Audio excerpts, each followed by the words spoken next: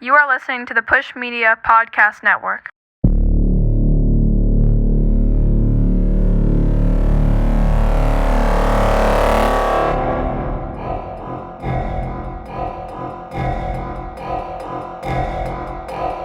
This is good shit.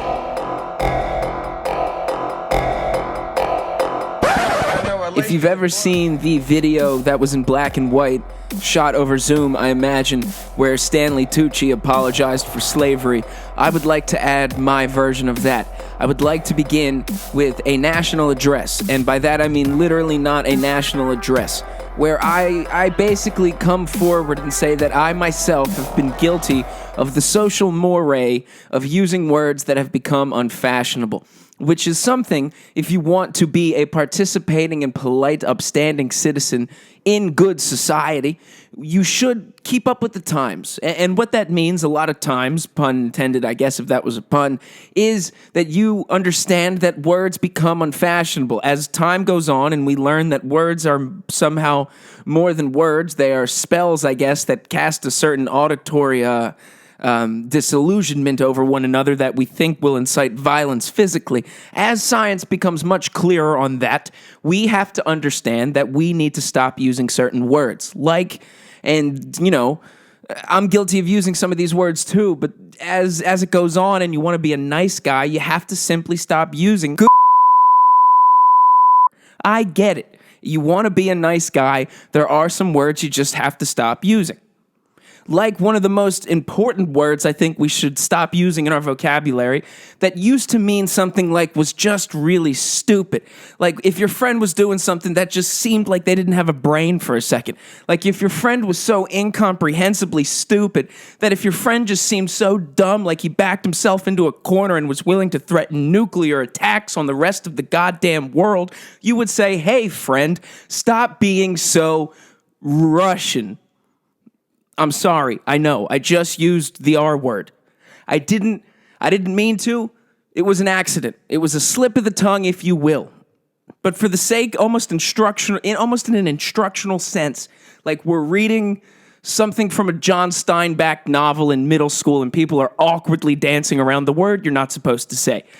Like I'm telling you right now, the R word, Russian, that is, I'm just saying, for instructional purposes, has colloquially come to mean being completely without mental faculty, intelligence, strategic sense of thinking, an appreciation for life, joy, and love in one's heart, and a taste for anything culinarily speaking besides bullet soup. Now, I give this national address because I want my fellow patriots to not fall to the barbaric, lowest common denominator thinking, to start throwing around slurs and unfashionable words of yesteryear like the R word, like Russian, because the news seems like they want to point the finger at a country, particularly a guy who looks like he has lupus and might have been birthed and fathered by a fox out in the tundra, threatening the world with nuclear weapons because I don't fucking know.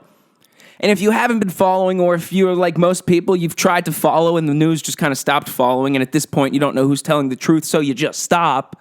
If you're keeping up with the Russia-Ukraine situation, Russia, like we all thought, like everyone fucking thought, this should be unfortunate, but it would be a quick, decisive Russian victory. Russia is very big. The Ukraine is not that big. Despite the Ukrainians literally and ethnically being the smartest of Russians, excuse my use of the R word, I still think everyone believed that Russia would win in a matter of days.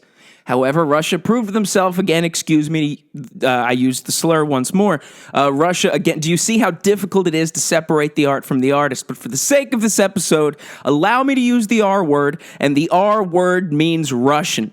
Joe Biden's been acting particularly Russian too. One might say of Russian syndrome, but anyway. More on that later.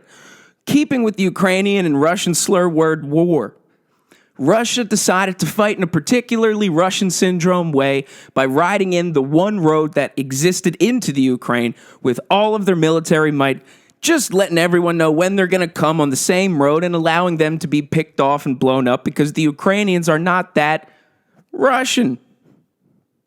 However, It was great. It was a good time. Everyone rallied around it. Even goddamn Amy Schumer rallied around Vladimir Zelensky, which is great. And supporting the Ukraine was fashionable.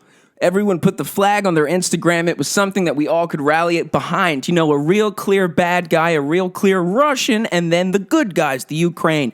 The people that, depending on where you went to high school in the country, may have an experience with people primarily cheating in math class, but I'm not to be prejudiced. I am a new man.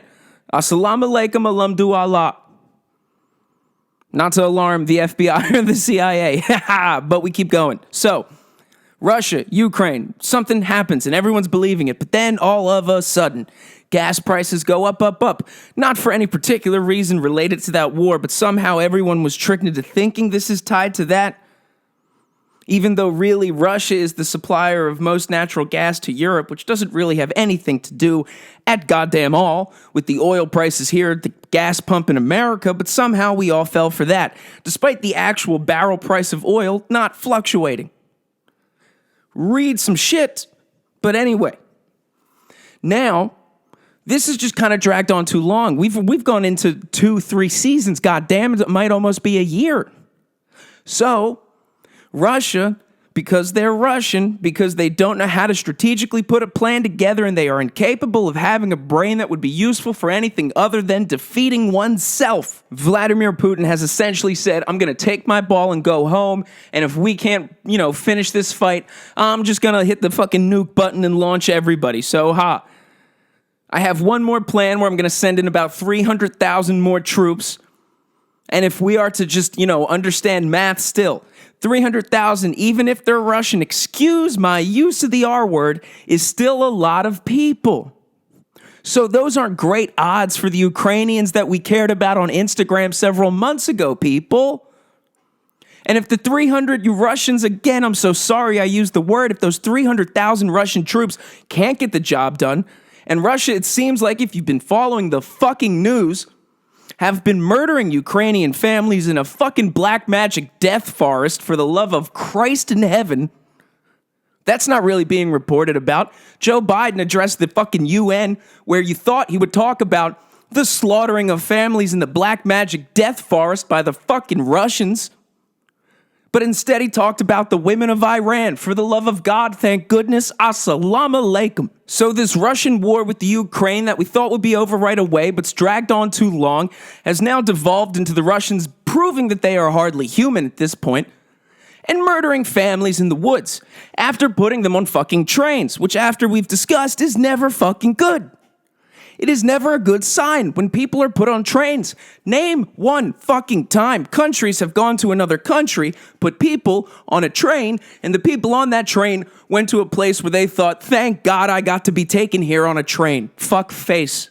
And if the mass murder in the forest wasn't enough to alarm you, Russia has officially proudly launched a full-blown partnership with China, which need I remind Russians, if you're listening, fuck you, and second, you've been fooled, had, and tried, dumb fuck. You think China's entering a plan with you that you have mutually benefited from? We couldn't figure out how to enter a plan with China where we mutually benefit from. And we are so much not even like you, pussy. So Russia proves to be Russian and seeds the sows of their demise in both current and immediate future and the not too far distant future. Meanwhile, if we are lucky enough to get to the point where Russia's fucked in the not-too-distant future, if we don't get there, it might be because Putin, on, Lupus's deathbed, decides to launch all the nukes for the fuck of it. What do you need to get involved? And I know that's not a fair question, because I know you can't get some generals on the phone and say launch, or whatever Will Smith said in Independence Day, Viva la Revolution. But it has been weird. There's been a lot of reported UFO sightings in the Ukraine. Kind of funny. Whenever nukes are brought up. I'm just saying, but that's not this episode. So now with Putin saying, we'll send 300,000 more troops to the Ukraine, and just math, I don't love those odds for the Ukrainians out there. Not great. And if you missed the news, because it was only kind of reported and then not talked about for a lot longer than maybe 15 seconds, there were literally atrocities happening in a death black magic forest at the hands of Russians. Full families slaughtered. Families that were probably bought there on trains. And then thank goodness gracious we have the president overseas because he was already in Europe for the death of the queen. Long live the king. How about that for a potato monkey? I'm not going to exclude myself from casual racism, though I bleeped most of the ones you said. I said. We all said. We all said slurs. That's not the kind of crowd I'm trying to attract. My bad. Let me get back to the point. This was serious. The point is, it's real bad, and thankfully the president was already overseas, so he addressed the United Nations. And do you know what he addressed the United Nations about? Following the news that Russia had murdered families in a black magic death forest because we can't figure out how to win a war. Joe Biden got in front of the UN and said, man, it's real bad, man.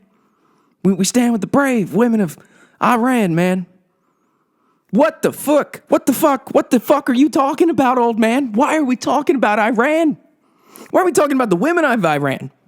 I mean, I'm really sorry if you're a woman in Iran, but like really just don't be a woman in Iran. But if you're a woman in Iran, I really don't think you're the number one fucking problem right now. Sorry, we'll get to you. You're definitely on the list. Don't get me wrong, but Jesus Christ, we have murdering of families in a black magic death forest at the hands of a nuclear power willing to go boom. And these motherfuckers are gonna go boom like boom hasn't gone boom before. If I could quote the Black Eyed Peas, boom, boom, pow. Because here's an interesting report that I found courtesy of a guy named Ken Dillianon or whatever. I don't care about your last name, but thank you for your journalism. There was a report that claimed at least 154 Chinese scientists who worked on government-sponsored research at U.S. foremost national security laboratories over the last 2 decades have been recruited to do that exact same scientific work in China. Some of which have actually helped advance military technology that threatens American national security, according to a new private intelligence reports obtained by NBC News and this guy named Ken with a hard-to-pronounce last name. But the report goes on to claim that by Strider Technologies, this organization describes what it calls a systematic effort by the government of China to place Chinese scientists at Los Alamos National Laboratory, where nuclear weapons were first developed, courtesy of you-know-who, the guys that keep having sightings near the Ukraine in the magnetic planes from space. So these scientists were paid as much as $1 million through participation in the Chinese government's quote-unquote talent programs, which is something I described earlier way back in episode 3, in an episode that got me a community guideline strike on YouTube, thanks to who I imagine I'm criticizing again in this article. I'm hinting at China. So the Chinese government had these talent programs where they would send over people who were of Chinese origin, but became, through any various, sort of ways, American citizens and worked in labs like Los Alamos, where we developed nuclear weapons. Now, these guys, it's been clear, 154 of them at least, have since gone back to China and taken that information and developed directly weapons which, in a very polite way of putting, could threaten our very goddamn existence. Now, these people, armed with the knowledge we literally gave them by accident, have partnered with Russia, again, excuse my use of the slur, to help Russia create, in any way, sense, or form, a sense that they have won and accomplished what they've set out to do in the Ukraine, which Russia has proven on their own incapable of doing, thanks to, in all likelihood, their Russian, sense of being, just literally being Russian. Now, China, armed with the greatest nuclear, knowledge that we all gave them by accident, partnered with the guy Putin who just said, you know what, if this 300,000 doesn't fucking work, I'm going to let loose all the nukes. And these aren't nukes like North Korean nukes where we don't have to worry because they actually are helped by China. And China is actually, at least nuclearly speaking, mentally as adept as we are because we literally, unfortunately, trained all of them.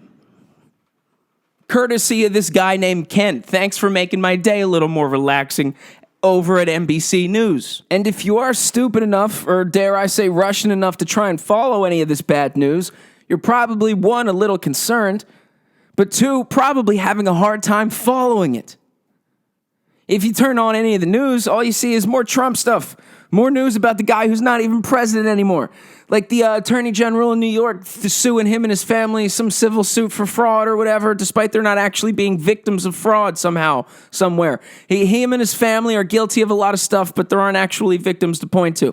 I'm not saying Trump hasn't probably ripped people off, but he's a real estate developer from New York. How many fucking times do you need to think that a real estate developer from New York hasn't ripped a person off here or there?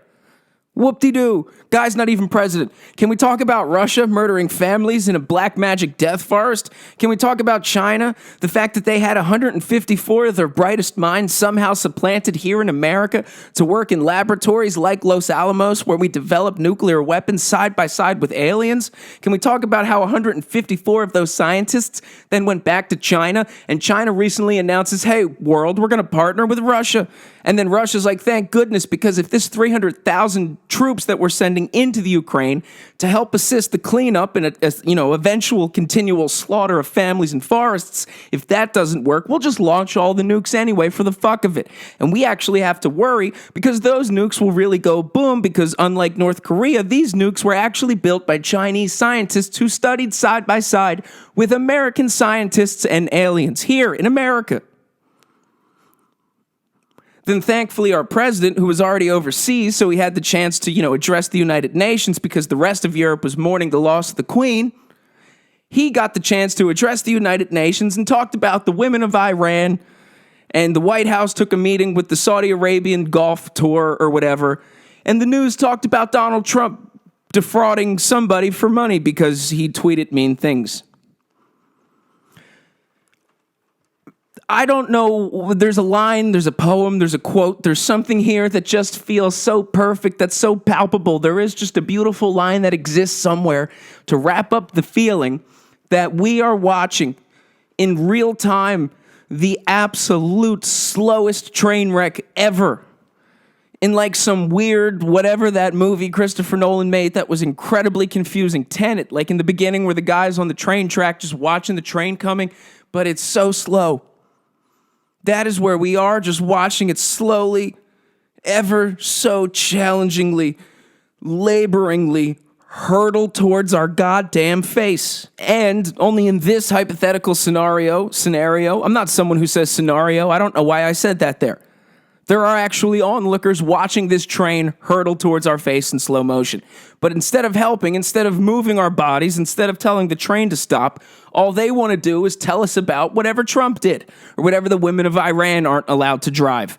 Or can you believe how much money I switched by saving to Geico? If that doesn't get me a fucking sponsor, I don't know what does. 600-pound Hitler. Fuck it, 700-pound Hitler. Did that do it? Did that push me over? Fuck you, YouTube. And Tim Dillon. I'm sorry, Tim. I didn't really mean that. Tim, let's make amends. Anyway. I'm sorry. I got a little Russian towards the end there. I'm a little passionate.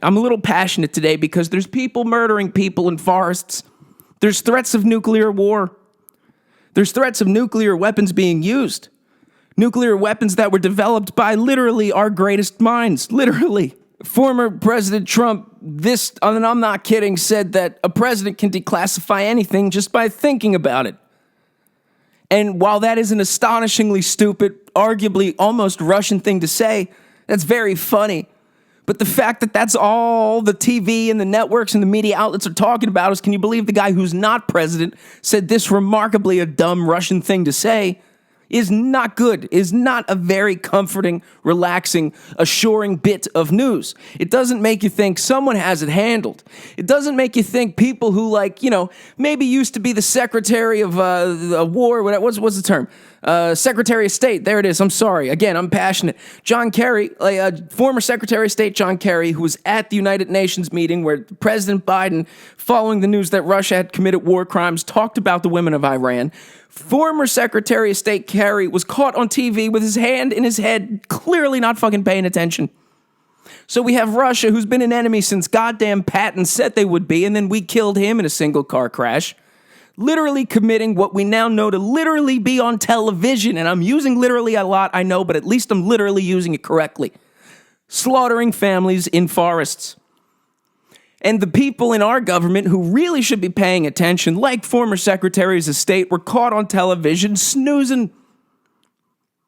And the president, once again, par for the course, talking about something not related to anything at all.